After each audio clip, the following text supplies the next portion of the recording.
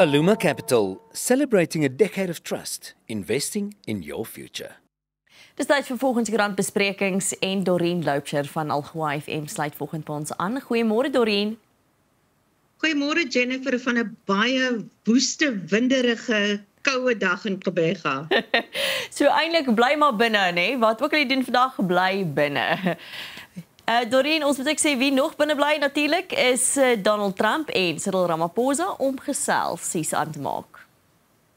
Hierdie gaan 'n baie interessante vergadering wees. Ons weet dat ons verhouding met Amerika op hierdie stadium amper op 'n breekpunt is en ons het nog nie, die stof het nog nie gaan lê rondom die sogenaamde vlugtelinge wat die land verlaat het nie. En hierdie is 'n uiters belangrike vergadering vir Suid-Afrika, vir fondse wat ons benodig en ek dink dit gaan 'n baie stywe vergadering wees.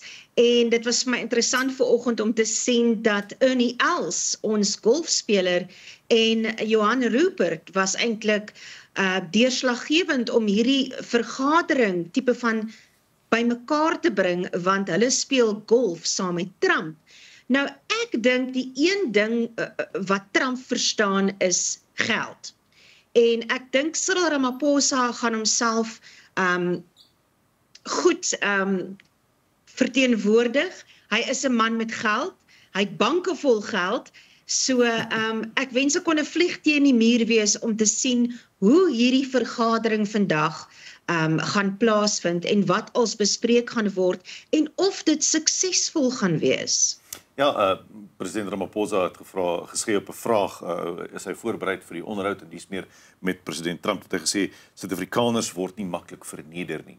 So, is nie maar aan, hy is voorbereid. Ons almal sidder natuurlik in die moontlikheid dat hy soos Volodymyr Zelensky verkleineer word voor die media. So ons hou duim vas dit gebeur. Kyk, jy wil al of jy nou van Cyril Ramaphosa hou of nie, jy wil nie dit hê vir Suid-Afrika as 'n geheel nie. So ons hou duim vas vir dit. Ja, ek het nogals aan dieselfde ding gedink. Ek hoop dat die Withuis vir ons beeldmateriaal sal wys van hierdie vergadering, maar Ramaphosa sal dalk verkies dat dit privaat gehou sal word, want natuurlik is John Steenhuisen ook saam, Park Stow is daar, Ronald Lamola is daar, en ek is seker Mcebisi Jonas gaan ook daar wees om 'n bietjie botter om die mond te smeer. Dan terug hier op tuisbodem met ons gesels oor Vanessa van Rensburg. Ja, ek wil haar naam sê, Vanessa van Rensburg. Ek weet, julle weet, ek dek 'n storie in die baai van die moord van Vicky Ter Blanche en dit is asof dit 'n déjà vu is. Ons het weer 'n baie bekende sakeman in Gqeberha wat in hegtenis geneem is vir die beweerde moord op sy minnares wat tot die verbrokkeling van sy huwelik gelei het. Nou, sy is op Paasnaweek is sy dood in Rob Evans, dis die besigheidsman se vakansiehuis gevind. Dis nou waar hulle tyd spandeer het vir die naweek en sy het erge beserings opgedoen. Haar ribbes was gekraak, haar neus was gebreek en sy is ook na bewering gewurg.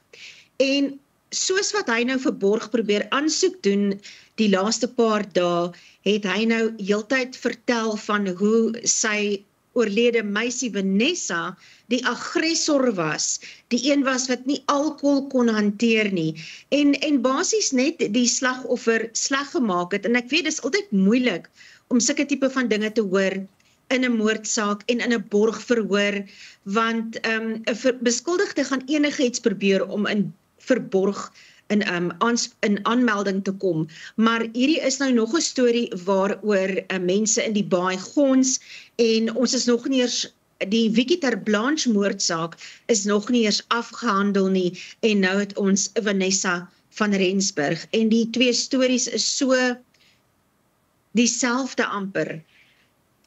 Ja, dit is skokkend, Doreen. Ons sal graag daar in 'n dop hou ook om te kyk hoe dit uitspeel. Dan nog 'n skokkende storie, 'n ma met 'n kind in haar tas. Baie 'n aardige storie wat in die platteland hierso van die Oos-Kaap plaasgevind het. 'n Ma het haar 3-jarige kind alleen gelos in haar huisie om by haar kerel te gaan kuier. Dit was Sondag aand. Toe sy Maandagoggend terugkom by die huis, toe vind sy haar kind dood aan op die vloer van haar informele woning. En sy het toe die kind in 'n tas gesit, in 'n taxi geklim, vir 30 kilometer gery na die Mbizana polisiestasie toe en daar die tas met haar kind se liggaam aan die polisie oorhandig. En sy is toe daar en dan in hegtenis geneem. Sy word op hierdie stadium aangekla of die polisie ondersoek strafbare manslag, kinderverwaarlosing, maar die klag kan ook verander na moord toe. Wat 'n eienaardige storie. Eienaardig en skokkend. Ja. Skokkend dat jy as 'n ma jou 3-jarige kind enigstens los, maar dan oornag los, gaan my verstand te bowe. Want 'n mens sal moet kyk op die einde of sy verstandelik verantwoordbaar is, want 'n mens dink tog die persoon moet natuurlik van haar sinne beroof wees om so iets te doen.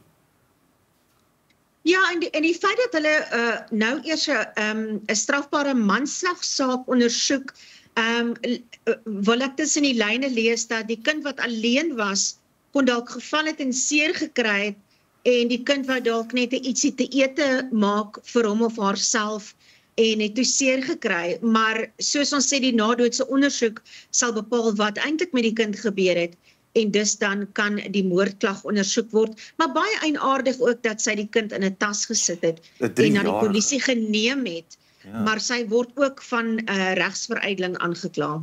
Sjoe, Dorien. Dan sosiale media vir kinderpornografie. Ek wou hierdie storie uitlig. Dit is 'n man van Kraaifontein wat van dese week tot effektief 12 jaar tronkstraf gevonnis is. Nou, hy was op 'n sosiale media platform, soos wat ons nou ken, Facebook, Twitter, TikTok.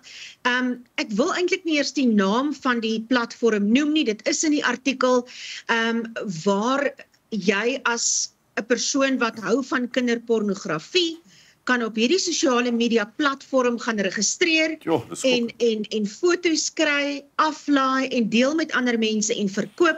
En dit is dan nou wat hierdie man gedoen het, Corneille van Rooyen. En hy het vir die hof gesê, hy wou net gewees het saam met mense, like-minded people.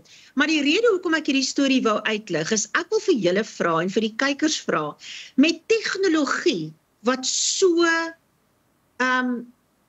uitgebrei het, kunsmatige intelligensie, Facebook wat al klaar luister na wat jy sê, hoekom is daar steeds hierdie tipe van sosiale media platforms, wanneer tegnologie so goed is, hoekom kan sulke tipe toepe en platforms nie outomaties geblok word nie? Iets sê vir my dis moontlik om te doen as jy kyk na vandag se tegnologie. So hoekom word dit nie gedoen nie? Ja. Ja, dis natuurlik sal maar vir jou sê dis vol van geld. Mense wil geld maak uit op watter obskure manier dan nou ook al bose wyse wat hulle kan, maar dit gaan natuurlik oor geld. En soos jy sê, 'n mens sou dink dat met kunsmatige intelligensie en die tegnologie wat ons deesdae het, dat mense sulke webtuistes kan in sosiale media platforms kan toemaak betyds. En weer eens is hierdie persoon in hegtenis geneem danksy die Homeland Security in die VSA, wat hierdie sosiale media platform geïnfiltreer het. So jy moet dink ook die stres en die druk op hierdie tipe van ondersoekbeamptes in die VSA, wat die hele dag op hierdie platforms moet sit en dit infiltreer om by hierdie mense uit te kom, en te veel kere kom hulle uit by mense in Suid-Afrika. Ja, mens wonder nou of Suid-Afrikaanse polisie in die digitale ruimte genoeg doen. Doen ons regtig genoeg om ons kinders van die digitale gevare te beskerm? Dis maar 'n gedagte. Dorien, dan die groot vraag is, aan wie behoort Darth Vader? Wel, dit is 'n baie interessante vraag, want dit is nou waaroor akteurs wonder. Darth Vader het nou, of kom ons stel dit so, die gaming Fortnite gaan nou Darth Vader se stem gebruik met kunsmatige intelligensie. En James Earl Jones, wat natuurlik die stem was van Darth Vader, is reeds oorlede, maar hy het in sy testament gesê dat die stem van Darth Vader sal vir altyd behoort aan Star Wars. Dis synonymous, die twee. Jy kan nie die karakter met die stem skei nie. En die familie het gesê daarom het hulle aan Fortnite die toestemming gegee om dit te doen, want dit is wat James Earl Jones wou gehad het. Maar 'n akteursvakbond het nou besware gemaak, want ek dink nie dit gaan net oor James Earl Jones nie. Ek dink dit gaan oor die hele toekoms en waarna dinge toe gaan vir akteurs en stemkunstenaars, want daar is baie gamingmaatskappye wat reeds gesê het, hulle gaan nie meer van regte stemme gebruik maak nie. Hoekom moet hulle, as hulle van kunsmatige stemme gebruik kan maak? En baie akteurs het al reeds gesê, hulle wil nie meer saam met groot maatskappye soos Disney werk, of Warner Bros nie, as gevolg hiervan. So die toekoms is baie onduidelik vir die akteurs en stemkunstenaars wat in hierdie industrie werk. Sjoe. En dan so vinnige laaste storie, Jim Morrison se borsbeeld. Wat 'n eienaardige storie. Ja, Jim Morrison is in 1971 is hy oorlede in Frankryk.